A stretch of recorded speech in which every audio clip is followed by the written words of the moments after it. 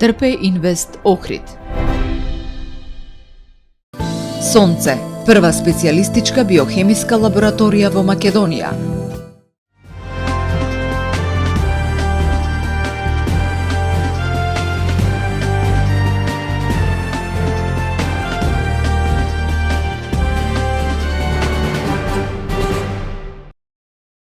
Иако Советот на општина Охрид не ја прифати иницијативата на советничката од Левица за плаќање една членарина по семејство за престој во градинка за родители со повеќе деца на претшколска возраст, од локалната самоуправа најавуваат други мерки за поддршка на одредени категории семејства.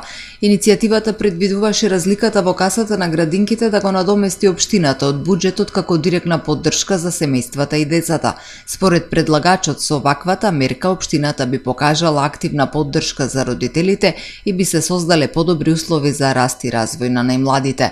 Придобивки, значително намалување на трошоците за младите семејства, финансиска поддршка за семејствата што имаат повеќе деца, поттик за зголемување на наталитетот, поголема социјална сигурност за родителите, задржување на младите семејства во Охрид.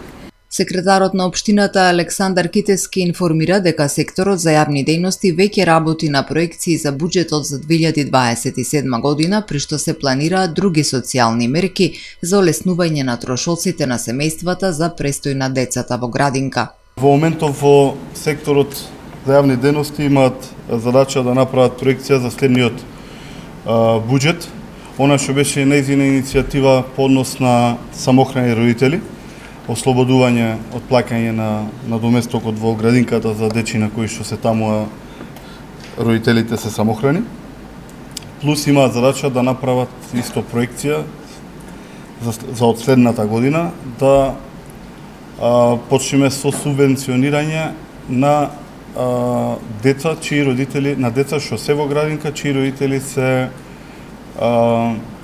социјални случаи со одреден надоместок. Така да овие две работи ќе почнат од следната година. Субвенционирањето најверојатно ќе оди во она одлука што ја носиме за субвенционирање на сметките, тука ќе ја ставиме и оваа точка. Според овие најави, од 2027 се очекува целосно ослободување од плаќање на доместок за престој во градинка за децата на самохраните родители и субвенционирање на трошокот за престој на децата чии родители се приматели на социјална помош. Градоначалникот на Охрид Кирил Пецаков денеска оствари протоколарна средба со амбасадорот на Австрија во земјава Мартин Памер.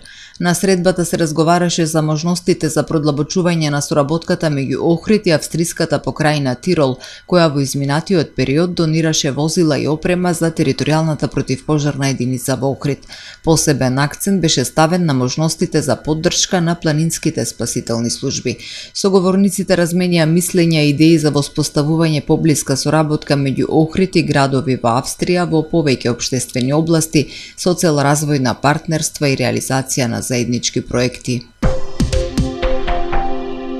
Ги одбројувале деновите чекајки ново срце. Живееле приклучени на механичка пумпа, со батерии, кабли, но и надеж. Денес двајца македонци сведочат дека донирањето органи значи нов живот. Наги Пали имал само 27 години кога дознал дека единствениот спас му е трансплантација на срце. Во Австрија поминал низ за операции. Живеел со механичка пумпа, нестрпливо чекајки го појкот што му подарил нова шанса за живот. После 12 месеци го потпишав договорите. Значи таму имаше некои други и требаше да се потпише договор дали се согласувате да ваше срце да се бара и ван Австрија од другите држави што имаат Австрија договор со не знам колку земји има. Не знам дали Македонија ово го има, али треба да се работи во ова работа.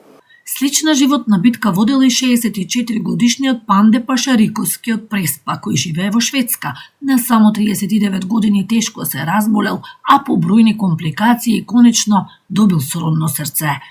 И после месец дена ми звона дека преведува срце и за мене.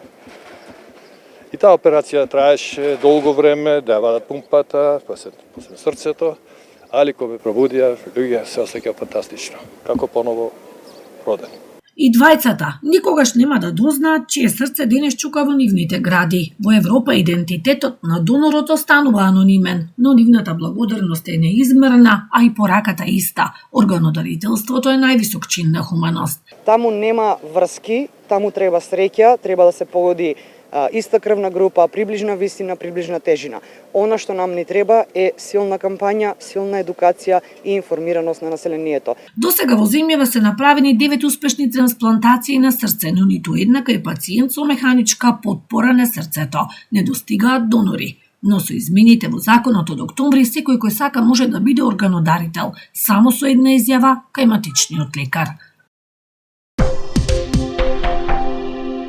Во Охрид во мај годинава издадени се 12 одобренија за градење, покажуваат најновите податоци на Државниот завод за статистика. Од нив 7 се издадени на физички лица како инвеститори, а 5 на деловни субјекти. Со издадените одобренија е предвидена изградба на 145 нови станови со вкупна корисна површина од 9494 квадратни метри. Најголем дел од планираните станови се двособни, 89, додека 46 се трособни. Во Струга во истиот период се издадени 10 одобренија за градење, 9 од нив се на физички лица како инвеститори, а само едно на деловен субјект. Со овие одобренија е планирана изградба на 28 нови станови. Во општините Дебрца и Вевчани во текот на мај не е издадено ниту едно одобрение за градба. На национално ниво во мај 2026 се издадени вкупно 340 одобренија за градење, што е за 27,5% помалку во споредба со истиот месец минатата година. Од вкупниот број издадени одобренија во државата, 67% се однесуваат на објекти од високоградба. Според статистичките податоци, во мај на ниво на државата е предвидена изградба на 840 нови станови со вкупна корисна површина од 71.000 квадратни метри.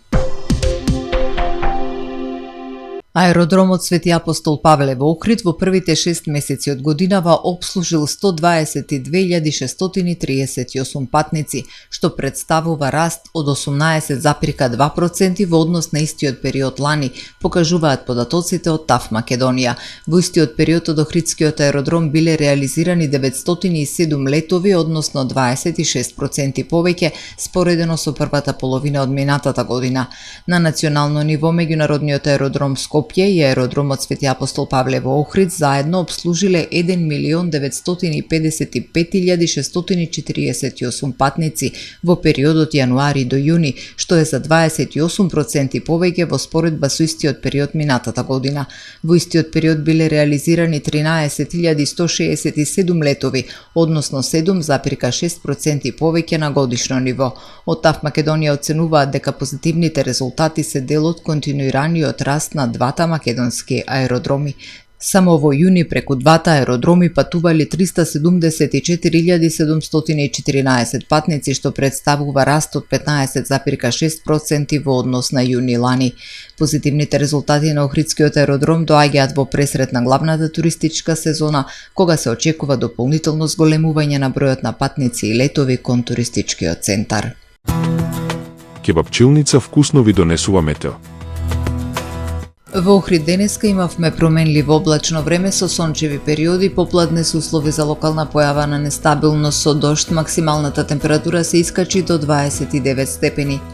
Утре во Охрид сончево и топло со мала локална облачност, следува слаб до умерен променлив ветер. Утринската температура од 13 степени, а максималната дневна до 30 степени. Температурите во Македонија утре во интервалу од 8 до максимални 38 степени. Следува период на претежно стабилно и топло време, кидува умерен, наместа повремено засилен ветер од северен правец. Во недела се очекува локален развој на нестабилна облачност со пороен дожд и грмежи.